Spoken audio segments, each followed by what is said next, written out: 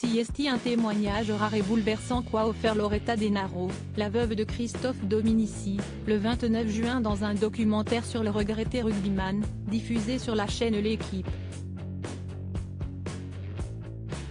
La mère de leurs deux filles raconte ses difficultés à tourner la page après son décès.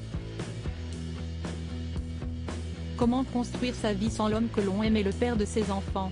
Si est la question que se pose Loretta Denaro depuis la disparition de son compagnon, Christophe Dominici, le 24 novembre 2020, dans le parc de Saint-Cloud, Hauts-de-Seine.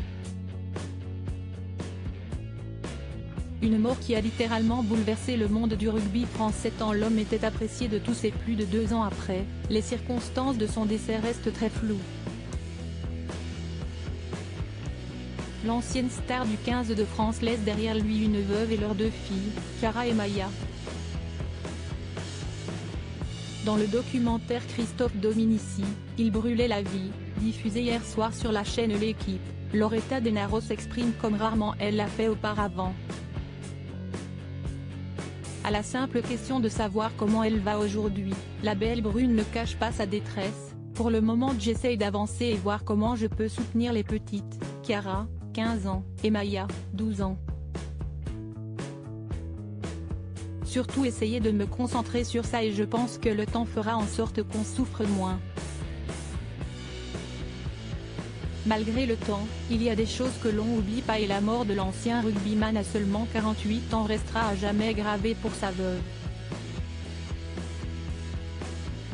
On ne pourra bien évidemment jamais oublier. J'ai entendu, tourner la page, faire une autre vie, mais on ne fait pas une autre vie, si est-il la même vie, poursuit-elle dans son témoignage empli d'émotions.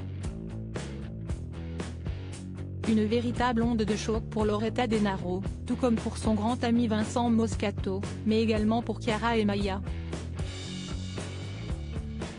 Les filles, de temps en temps, elles ont des moments où, je le vois, elles ont les yeux qui sont dans le vide. Elles y pensent et quand elles ont besoin de voir les photos de leur papa elles se mettent sur leur téléphone et elles regardent les photos, seules, dévoile la veuve de Christophe Dominici, avant de poursuivre, on le nomme souvent pour les choses drôles, ça nous fait du bien. Un témoignage poignant de la part de Loretta Denaro, qui, plus de 2 ans après la mort de son compagnon, continue de vivre des moments difficiles.